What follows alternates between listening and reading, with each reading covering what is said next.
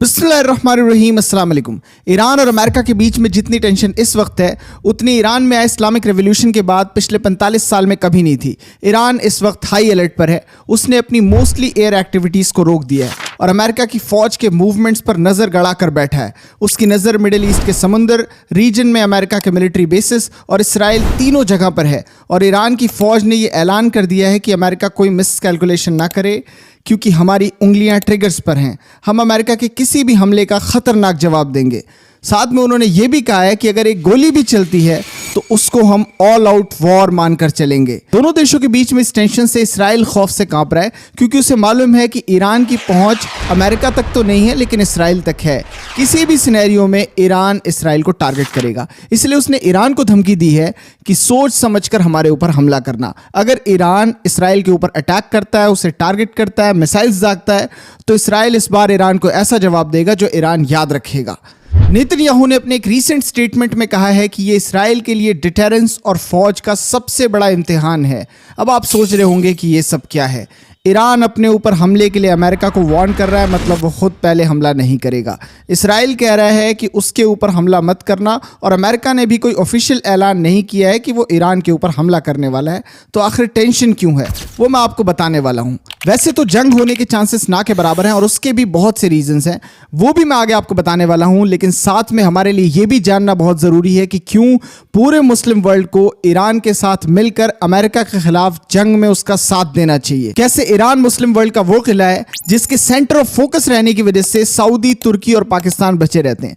अगर ईरान के अंदर करंट इस्लामी जमहूरियत ख़त्म हो जाती है, ईरान मिलिट्रीली वीक हो जाता है और ईरान के ऊपर मिलिट्री डोमिनेंस आ जाती है अमेरिका और इसराइल की, तो आगे चलकर एक एक करके नंबर आएगा उन 3 मुस्लिम देशों का जो अमेरिका का अगला टारगेट होंगे, सऊदी, तुर्की और पाकिस्तान। और ईरान के बाद सबसे पहले नंबर आएगा पाकिस्तान का। कैसे और क्यों, इन सारी बातों को हम एक एक करके समझेंगे।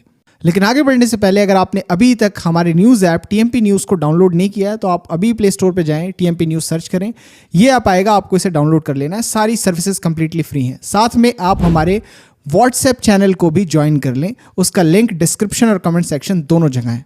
ये सब शुरू हुआ अमेरिका के प्रेसिडेंट के एक बयान के बाद। उन्होंने कहा कि यूनाइटेड स्टेट्स का वॉरशिप आर्माडा ईरान की तरफ बहुत से साजो सामान और हथियारों के साथ बढ़ रहा है।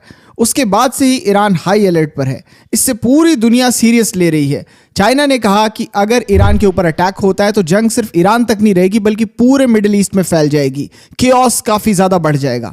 रशिया ने कहा है कि अभी भी रूम्स बाकी हैं नेगोशिएशंस के लिए, बातचीत करके मामले को ख़त्म कर लेना चाहिए, वरना मिडिल ईस्ट एक एंडिंग वॉर में चला जाएगा। दुनिया भर के बहुत से देशों ने ईरान और ईरान के एयर स्पेस से जाने वाली फ़्लाइट्स को कैंसिल कर दिया है। इंडिगो और एयर इंडिया दोनों ने ही ईरान में बहुत से ऑपरेशंस और फ्लाइट्स को रोक दिया है। सऊदी और यूएई ने भी फ्लाइट्स को लेकर सिमिलर स्टेप्स लिए हैं। टेंशन इसलिए भी बढ़ रही है क्योंकि अमेरिका ने अपने so called free western media को काम पर लगा दिया है। वो ईरान के खिलाफ प्रोपेगेंडा कर रहे हैं। पिछले 70-80 सालों में आप अमेरिका की जितनी भी जंग और कॉन्फ्लिक्ट्स देखोगे उसमें एक चीज़ कॉमन रही है, इन्होंने बहुत अच्छे से अपनी मीडिया का इस्तेमाल किया अपने दुश्मनों के खिलाफ। अब आप ज़रा ये रिपोर्ट्स देखो, इन रिपोर्ट्स में क्या है और ज़रा अंदाज़ा लगाओ कि क्या ये खबरें सच हो सकती हैं। इसमें पहली रिपोर्ट है कि ईरान के प्रोटेस्टर्स के ऊपर केमिकल वेपन्स का यूज़ किया गया है। आपको कुछ सुना सुना सा लग रहा है? साल 2003 अमेरिका के इराक के ऊपर अटैक करने से पहले यूनाइटेड स्टेट्स के मीडिया, CIA और अमेरिका की सरकार तीनों ने ये क्लेम्स किए कि इराक के पास 2 चीज़ें, वेपन्स ऑफ मैस डिस्ट्रक्शंस और केमिकल वेपन्स। उन केमिकल वेपन्स का इस्तेमाल कुर्द लड़ाकों के ऊपर किया गया था, आम लोगों के ऊपर किया गया था। इसलिए अमेरिका बहादुर अब इराक के लोगों को बचाने जा रहा है। यूनाइटेड स्टेट्स की आर्मी ने यह बहाना देकर इराक के ऊपर मंथ्स तक बॉम्बार्डमेंट्स की, जिसमें लाखों मुसलमान मारे गए। अब मैं नहीं कहता कि सद्दाम हुसैन साहब की गवर्नमेंट 100% सही थी, लेकिन फिर भी अमेरिका ने इराक के इंटरनल टेंशंस, इराक के इंटरनल कॉन्फ्लिक्ट्स का इस्तेमाल किया और उसे जस्टिफिकेशन के तौर पर देकर इराक के ऊपर हमला किया। उसे इसलिए ख़त्म किया क्योंकि वो एक मिलिट्री पावर के तौर पे उभर रहा था जो इसराइल और अमेरिका के लिए ख़तरा बन रहा था। इराक ख़त्म कर दिया गया। आज आप उसे देखो, वो एक लाइव एग्जाम्पल है। अब वही चीज़ ईरान के साथ हो रही है, लेकिन फिर भी मुस्लिम्स का एक बड़ा तबका अमेरिकन मीडिया को सोर्स मानता है। दूसरी खबर है कि ईरान के अंदर ये जो प्रोटेस्ट चल रहे थे इसमें 37,000 लोग मारे जा चुके हैं। सोर्स क्या है? मुझ पर यकीन करो, ट्रस्ट कर लो, क्योंकि हमारा मीडिया सबसे बेहतर है। हमने जो बोल दिया वो आपको मानना पड़ेगा क्योंकि बाकी मीडिया तो नकल कर रहा है। अच्छा, और तीसरी खबर क्या है कि सैयद आयतुल्लाह अली खामेनी डर कर बंकर में छुपे हुए हैं। ईरान डर चुका है। अब आप जरा सोचो, एक आदमी जो 86 साल का है, उनकी जिंदगी अब उस स्टेज पे पहुंच गई है जहां कोई लालच नहीं, वो सिर्फ अपनी आइडियोलॉजी के लिए दुनिया के सबसे ताकतवर देश से और उसकी पूरी यूनियन से एक साथ मिलकर लड़ रहे हैं कि नहीं, ये हमारी आइडियोलॉजी है, इसके साथ कोई समझौता नहीं करेंगे, इसे नहीं छोड़ेंगे। इस दुनिया में ऐसे बहुत कम लोग हैं जिनके दिल में जो है, जुबान पे वो है और उसके लिए वो स्ट्रगल करते हैं। सैयद आयतुल्लाह अली खामेनी उन बहुत कम लोगों में से एक हैं। और ये जो हमारा मीडिया कह रहा है, वेस्टर्न मीडिया कह रहा है कि ईरान डर गया, तो ज़रा समझो, इसे डरना नहीं कहते। डरने का मतलब ये होता कि इस्राइल को अमेरिका के कहने पर ईरान एक्सेप्ट कर लेता, उसको तस्लीम करके अब्राहम अकॉर्ड ज्वाइन कर लेता। ईरान अमेरिका के कहने पर अपने मिसाइल प्रोग्राम्स को बंद कर देता। ईरान अमेरिका के कहने पर अपने न्यूक्लियर प्रोग्राम को बंद कर देता। ईरान अमेरिका के कहने पर ईरान के अंदर एक मिलिट्री बेस बनवा लेता, बस उसकी हुकूमत safe. Syed Ayatollah Ali Khamenei को फिर कोई दिक्कत नहीं होगी, वो बस यूनाइटेड स्टेट्स की 4 डिमांड्स पूरी करेंगे और इस्लामिक रिपब्लिक चलती रहेगी। अमेरिका को कोई दिक्कत नहीं है इस्लामिक रिपब्लिक के टैग से, उन्हें दिक्कत है किसी मुसलमान देश के ताकतवर होने से। तो ईरान डरा नहीं है, ईरान जूझ रहा है। इस पूरी टेंशन में टर्की के फॉरेन मिनिस्टर हकान फिदान ने कहा कि टर्की को कुछ इंटेलिजेंस सोर्स के जरिए यह पता लगा है कि इसराइल मौका तलाश रहा है ईरान पर स्ट्राइक करने का। ईरान की लीडरशिप को अवेयर रहना चाहिए। ईरान में जब मेरी लास्ट विजिट थी तो मैंने उन्हें अच्छे से डिटेल में ये बता दिया था कि क्या क्या हो सकता है। ये क्या स्टेटमेंट था? Come on, stop bending, show some spine. United States अगर ईरान के ऊपर अटैक करता है तो इससे सबसे ज्यादा नुकसान तुर्की को होगा। कैसे? आपको क्या लगता है कि अगर कल अटैक हो जाता है तो क्या होगा? ईरान के ऊपर हमला होगा तो क्या वो वाशिंगटन पर अटैक करेगा? वो कर ही नहीं सकता। वो कहाँ अटैक करेगा? जो रीजन में सारे अमेरिका के मिलिट्री बेसिस हैं और आपके भी मुल्क में मिलिट्री बेस है, फिर Saudi, UAE, Qatar, Kuwait, Oman, इन सारी कंट्रीज पर, इराक, सीरिया पर, जो अभी अभी स्टेबिलिटी की तरफ बढ़ना शुरू हुए। ईरान पर अटैक के बाद with in 2 minutes conflict regional conflict में बदल जाएगा। उसके बाद आप दूसरी problem low, Iran one of the most populated country है मिडिल ईस्ट की। अब यहां पर जब हमले होंगे, बॉम्बार्डमेंट्स होंगे अमेरिका के, तो लोग कहां जाएंगे? पाकिस्तान जाएंगे, तुर्की जाएंगे, इराक, सीरिया जाएंगे, जिनकी हालत नहीं उन्हें रखने की, फिर मिडिल ईस्ट के बाकी देशों में जाएंगे। हालात आप एक बार सोचो मिडिल ईस्ट के क्या बन जाएंगे। मिस्टर प्रेसिडेंट रजब तैयब एर्दोआन को अमेरिका की डॉग हाउल के खिलाफ बोलना चाहिए कि ये तुम क्या बोल रहे हो, तुम्हारी हिम्मत कैसे हो रही है पूरे रीजन के पीस को चैलेंज करने की। तुर्की तुम्हारे खिलाफ है इस बेवकूफ़ी में। ईरान ने अमेरिका के थ्रेट्स पर बहुत अच्छा जवाब दिया, ठीक वैसा ही जैसे ईरान से उम्मीद की गई थी। ईरान ने कहा कि अगर अमेरिकन ने हमारी टेरिटोरियल इंटीग्रिटी और सोवरेनिटी को वायलेट किया तो हम जवाब देंगे। ये जो मिलिट्री बिल्डअप्स वो कर रहा है, हम उम्मीद करते हैं कि ये किसी रियल कॉन्फ्रंटेशन के लिए ना हो, लेकिन हमारी फ़ौज पूरी तरह से तैयार है कितने भी ख़राब हालात के लिए। इसीलिए ईरान में हर चीज़ को हाई अलर्ट पर कर दिया गया है। इस बार हम किसी भी हमले को, चाहे वो लिमिटेड हो, अनलिमिटेड हो, सर्जिकल हो, काइनेटिक हो, नॉन काइनेटिक हो, या वो उसे जो भी नाम देते हैं, मतलब छोटे से छोटे हमले को खुली जंग माना जाएगा और उसका इतने सख्त तरीके से जवाब देंगे जितना हमसे बन सकेगा। इसका मतलब होता है पूरी ताकत से। आगे उन्होंने कहा कि एक मुल्क जो अमेरिका के कांस्टेंट थ्रेट में है, ऐसा जवाब देने के अलावा हमारे पास कोई दूसरा चारा नहीं है जिससे रीजन में दोबारा बैलेंस बन जाए। ये उनका स्टेटमेंट था। अब देखो, सबसे पहली बात, अमेरिका की धमकियां और स्टंट्स एक जगह है, मीडिया पर ईरान के खिलाफ शेर बनना एक जगह है, लेकिन जब बात ईरान के ऊपर हमला करने की आए तो वो इतना आसान नहीं, क्योंकि Iran Iraq, Libya, Afghanistan, Vietnam इनकी तरह नहीं है। उसके पास मिलिट्री कैपेबिलिटीज है जिनका डेफिनेटली वो जंग के अंदर इस्तेमाल करेगा। और अमेरिका का एडमिनिस्ट्रेशन इतना भी अनसाउंड नहीं है, उसे ये बात मालूम है। कुछ रीजंस तो मैं आपको बता चुका हूं कि क्यों ये जंग नहीं हो सकती, क्यों ये अटैक्स नहीं हो सकते, क्योंकि पूरे मिडिल ईस्ट में केओस फैल जाएगा।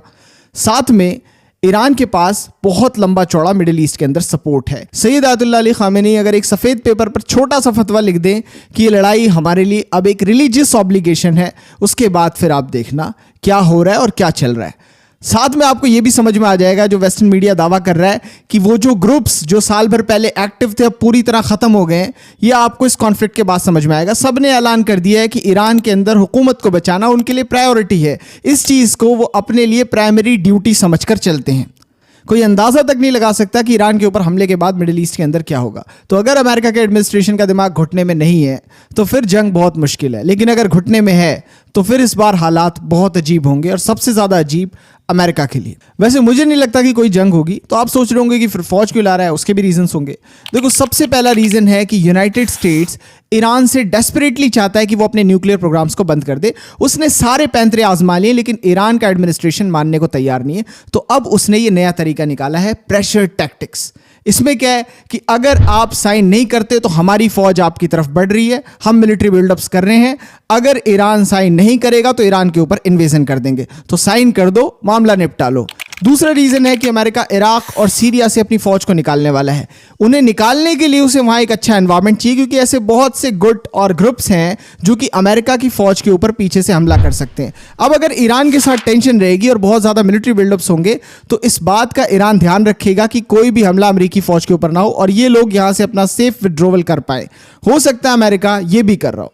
फिर तीसरा रीजन है कि अमेरिका को जितने साजो सामान और फौज की जरूरत है ईरान के ऊपर हमला करने के लिए, उतना इस वक्त उसके पास नहीं है। मिडिल ईस्ट के सारे मिलाकर भी, और ये जो नए बिल्डअप्स उसने किए हैं, ये सब लेकर भी ईरान के ऊपर हमले के लिए काफ़ी नहीं है। ईरान एक बहुत बड़ी कंट्री है और वहां पर अटैक करने के लिए अमेरिका को और भी तैयारी की जरूरत है। तो मुझे नहीं लगता कि इन बिल्डअप से जंग होगी।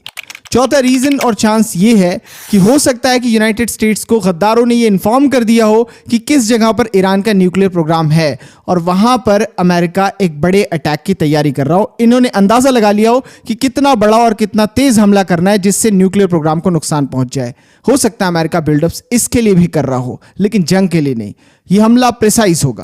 मुस्लिम वर्ल्ड को ईरान के साथ खड़ा होना होगा, वो भी ईरान के लिए नहीं, अपने खुद के लिए, क्योंकि इस वक्त ईरान मुस्लिम वर्ल्ड और वेस्टर्न पावर्स के बीच में सुलेमानी दीवार का काम कर रहा है, जो कि बाकी मुस्लिम वर्ल्ड को प्रोटेक्ट करती है। वेस्टर्न पावर्स ईरान के ऊपर हमले करते हैं, ईरान को परेशान करते हैं और वहीं से वो खुश हो जाते हैं कि हम एक मेजर मुस्लिम पावर को ख़त्म करने के अपने मिशन पर हैं। एक बार जब वो ख़त्म हो जाएगा, मतलब टारगेट कोई दूसरी मुस्लिम कंट्री होगी। वो इंतज़ार कर रहे हैं, यानी अमेरिका का प्लान है कि ईरान को गिराने के बाद वो दूसरी मेजर मुस्लिम पावर्स को ख़त्म करे। इस सरकार के गिरने के बाद क्या होगा? ईरान के अंदर पहलवी दी पपेट आएगा। वो तो पहले ही ऐलान कर चुका है कि वो ईरान को अमेरिका के हाथों बेच देगा। उसे कोई कंट्रोल नहीं चाहिए, बस उसे हुकूमत में आना है। ईरान उस ब्रिटिश रेजिडेंसी सिस्टम में चला जाएगा जिससे हम निकल के आए हैं। टाइटल रूलर के पास बहुत, राजा, महाराजा, नवाब साहब, सुल्तान साहब, इतने सारे टाइटल्स हैं उसके पास, लेकिन पावर कुछ नहीं। पावर ब्रिटिशर्स के हाथ में, फॉरेन पॉलिसी ब्रिटिशर्स के हाथ में, उसका पैसा ब्रिटिशर्स के हाथ में। सेम ईरान के अंदर सारी की सारी चीज़ें अमेरिका और इसराइल कंट्रोल करेंगे। ईरान जो कि स्ट्रेटेजिकली बहुत इंपॉर्टेंट है, पूरे मिडिल ईस्ट को आपस में जोड़ रहा है, साउथ एशिया से पूरे मिडिल ईस्ट को जोड़ रहा है सेंट्रल एशिया से, वो सब का सब कंट्रोल इनके पास चला जाएगा। फिर Bandar Abbas, Chabahar, then strait of Hormuz, दूसरी सारी चीजें सब की सब अमेरिका कंट्रोल करेगा। अब आप एक बार सोचो, इसराइल और अमेरिका ईरान को कंट्रोल करे तो मुस्लिम वर्ल्ड की क्या हालत होगी। और सबसे बड़ी चीज, ये पूरे ईरान के अंदर बड़े बड़े मिलिट्री बेसिस बनाएंगे जगह जगह पर, जहां पर इन्हें सहूलियत हो किसी दूसरे मुसलमान देश के ऊपर अटैक करने में। अब मुस्लिम वर्ल्ड को ये डिसाइड करना है कि क्या उन्हें इसराइली और अमरीकी बंदरों के हाथ में तलवार देनी है या नहीं देनी, ये आपके ऊपर है। और मैंने कहा कि अगला टारगेट सबसे पहले पाकिस्तान होगा, और उसके रीजंस हैं। और इसराइल आज से नहीं, पिछले 20 सालों से इस पर काम कर रहा है कि वो कैसे पाकिस्तान को डीन्यूक्लियराइज कर दे, क्योंकि वो उसे अपने लिए एग्जिस्टेंशियल थ्रेट की तरह देखता है। वो ईरान से ज्यादा पाकिस्तान से डरता है, क्योंकि इसके पास एक तो वो मिसाइल्स हैं जो उस तक पहुंच जाएंगे, दूसरे न्यूक्लियर कैपेबल मिसाइल्स हैं। वो अपने लिए इस बात को खतरा मानता है, इसलिए अमेरिका से कोशिश करता है कि पाकिस्तान को अनस्टेबल करे।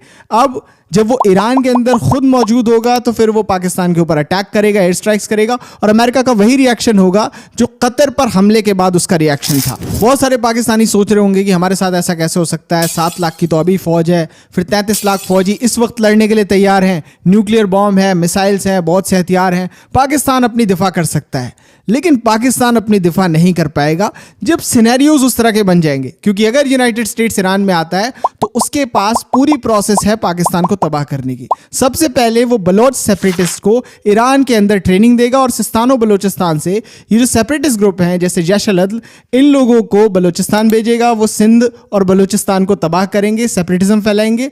फिर फंडिंग की जाएगी टीटीपी जैसे ग्रुप्स को जो कि गवर्नमेंट बदलना चाहते हैं। मतलब 3 लोगों की लड़ाई होगी आपस में, एथनिक नेशनलिज्म, सेपरेटिज्म और वो लोग जो इक्तिदार किरदार बदलना चाहते हैं। ये तीनों आपस में लड़ाई करेंगे और पाकिस्तान अनस्टेबल हो जाएगा। जब अनस्टेबल हो जाएगा तो ज़बरदस्ती तुम्हारे न्यूक्लियर प्रोग्राम्स, मिसाइल प्रोग्राम्स और वो सारे हथियार रुकवाने पड़ेंगे, क्योंकि इंटरनेशनल प्रेशर बनेगा कि पाकिस्तान को ये चीज़ें बंद करनी चाहिए, वो इनकी प्रोटेक्शन नहीं कर सकता और इससे कोई बड़ा थ्रेट बन सकता है। तो पाकिस्तान को ईरान का साथ देना पड़ेगा, ईरान के लिए नहीं बल्कि अपने लिए। उनके भी कान खड़े हो गए होंगे, क्योंकि मैं अकेला नहीं हूं, ये अंदाज़ा लगा सकता हूं। लेकिन पाकिस्तान और ईरान के बाद किसका नंबर आएगा? आपको अजीब लगेगा, लेकिन फिर टारगेट होगा राइजिंग मिलिट्री इंडस्ट्री तुर्की। अब आप कहेंगे ये तो पार्टनर्स हैं। पार्टनर्स नहीं है, 1-2% के पार्टनर हैं, जिससे जब मर्जी तब आप धूल में मिला सकें, जब मर्जी तब आप दूध में लगी मक्खी की तरह निकाल कर फेंक सकें। वो कैसे? वो इसलिए क्योंकि यूनाइटेड स्टेट्स एक सिस्टम पर चलता है। वो सिस्टम ये है कि हम किसी दूसरे को खतरनाक हथियार प्रोड्यूस नहीं करने देंगे, वो सिर्फ अमेरिका करेगा या वो वेस्टर्न पावर्स करेंगी, जिससे हम वो टेक्नोलॉजी ले सकें। फॉर एग्जाम्पल, अगर यूनाइटेड स्टेट्स 1200 F-35 प्रोड्यूस करता है तो उसमें से 100-150 वो अपने पार्टनर्स के बीच में बांटेगा, जिसमें सबसे कम किसी मुसलमान देश को देगा। मान लो टर्की को वो 10 दे देता है, तो यहां पर 1000 वर्सेस 10 होगा। अमेरिका जब मर्जी तब इनको टेक्निकली, इनको मिलिट्रली, इनको किसी भी सूरत में पीछे छोड़ सकता है या पीट सकता है। वो मेजर पावर अपने हाथ में रखेगा। लेकिन अब टर्की प्रोड्यूस करने लगा है, वो खुद हथियार बना रहा है, उसके खुद के प्लान्स हैं। अमेरिका को ये सब पसंद नहीं आ रहा। जब भी यूनान के साथ तुर्की की कोई भी झड़प होगी, कोई भी टेंशन होगी, वेस्टर्न पावर्स यूनान के साथ आकर खड़े होकर तुर्की को बर्बाद करेंगी। ये तुर्की के लिए फ्यूचर है। जो आज ईरान का प्रेजेंट है, ये टर्की और पाकिस्तान का फ्यूचर है। फिर टारगेट होगा सऊदी अरब। वैसे तो अमेरिका सऊदी कुछ भी करे उसको टारगेट करेगा, लेकिन मान लेते हैं वहां पर फैसल जैसे कोई लीडर हो जो ये चाहते हो कि नहीं, सऊदी अरब इस बेवकूफ़ी के खिलाफ बोलेगा और खड़ा होगा, तो वहां के किंग को उठाना उतना ही आसान है जितना वेनेजुएला के प्रेसिडेंट को उठाना था। देखो, मैं एक उसूलों वाला आदमी हूं, मेरे लिए ये बोलना तक बहुत मुश्किल है कि किसी मुसलमान देश के ऊपर कोई नॉन मुस्लिम कंट्री डोमिनेंट हो जाएगी, या फिर किसी नॉन मुस्लिम कंट्री या नॉन मुस्लिम पावर्स के हाथ कोई मुस्लिम लीडर कत्ल किया जाए, मारा जाए, उठा लिया जाए। ये चीज़ें बोलना मुश्किल है, लेकिन आज अगर इन बातों को एडमिट नहीं किया गया तो आगे हालात और बिगड़ जाएंगे। लड़ेगा कौन? अकेला मिस्र या डरा हुआ इंडोनेशिया, या ऐसे मुस्लिम वर्ल्ड को क्या हम आने वाले 100-150 साल भी फिक्स कर पाएंगे? बिल्कुल नहीं कर पाएंगे। तो क्या करना चाहिए? मिलकर अमेरिका का मुकाबला करना चाहिए। अगर अमेरिका ईरान के ऊपर अटैक करता है तो पूरे मुस्लिम वर्ल्ड को ईरान का साथ देना होगा। यही एक तरीका है सबको बचाने का। इससे पहले जब जब लड़ाइयाँ हुई हैं, मुस्लिम वर्ल्ड ने उस कंट्री के साथ एक हिसाब गद्दारी की है। इराक के ऊपर अटैक हुआ, पूरा का पूरा मुस्लिम वर्ल्ड अमेरिका के साथ था। सीरिया के ऊपर अटैक हुआ, पूरा मुस्लिम वर्ल्ड अमेरिका के साथ था। लीबिया के ऊपर अटैक हुआ, पूरा मुस्लिम वर्ल्ड अमेरिका के साथ था। अफगानिस्तान के ऊपर अटैक हुआ, 50% मुस्लिम वर्ल्ड अमेरिका के साथ था, 50% मुस्लिम वर्ल्ड चुप था, वो बोलने तक को तैयार नहीं थे। और अभी सिचुएशंस ऐसी हैं कि अमेरिका का पहले तो कोई साथ देने को तैयार नहीं, दूसरा उसके पास काम बहुत है। अमेरिका को पाकिस्तान के न्यूक्स को रोकना है, उसके मिसाइल प्रोग्राम्स को हटाना है, ईरान के वेपन प्रोग्राम्स को ख़त्म करना है, टर्की की मिलिट्री इंडस्ट्री का मुकाबला करना है, मिस्र की मिलिट्री पावर को रोकना है, सऊदी इंडोनेशिया को इकोनॉमिकली काउंटर करना है, उसके बाद रशिया और चाइना जैसे जाइंट्स का भी मुकाबला करना है। अमेरिका ये सब एक साथ नहीं कर सकता, इसलिए वो एक एक करके इस काम को कर रहा है। पहला टारगेट ईरान है, और इसीलिए मैं आपसे कह रहा हूं कि ईरान सुलेमान की बनाई वो दीवार है जो मुस्लिम वर्ल्ड की प्रोटेक्शन कर रही है। मैं हर बार आपको मीडिया प्रोपेगेंडा के कुछ एग्जांपल्स देता हूं जो मैंने आपको इस बार भी दिए हैं। आप इंडियन मीडिया का तो ध्यान रखते हैं कि वो लोग इस तरह प्रोपेगेंडा कर रहे हैं मुस्लिम्स के अगेंस्ट, लेकिन इनका प्रोपेगेंडा किसी काम का नहीं है, कोई इससे बेवकूफ़ नहीं बनने वाला। पर वेस्ट में जो प्रोपेगेंडा हो रहा है वो इससे ज़्यादा घिनौना है। जो वो लोग कह रहे हैं दुनिया उसको सच मान रही है। इसलिए हमें अपने लोकल मीडिया को डेवलप करना होगा और उसे इंटरनेशनल लेवल तक पहुंचाना होगा। हमने एक इनिशिएटिव लिया है, हमारा न्यूज़ ऐप TMP, वो आपको प्ले स्टोर पर मिल जाएगा, वहाँ जाएं, उसे डाउनलोड करें। सारी सर्विसेज कंप्लीटली फ्री हैं, लेकिन काम को प्रोफेशनल बनाने के लिए प्लस और भी लोगों को इसमें जोड़ने के लिए और बेहतर करने के लिए मैंने एक सब्सक्रिप्शन प्लान बनाया। आपको सब्सक्रिप्शन ज़रूर लेना चाहिए। इस वीडियो में बस इतना था। वीडियो को शेयर करें। Thank you so much for joining us.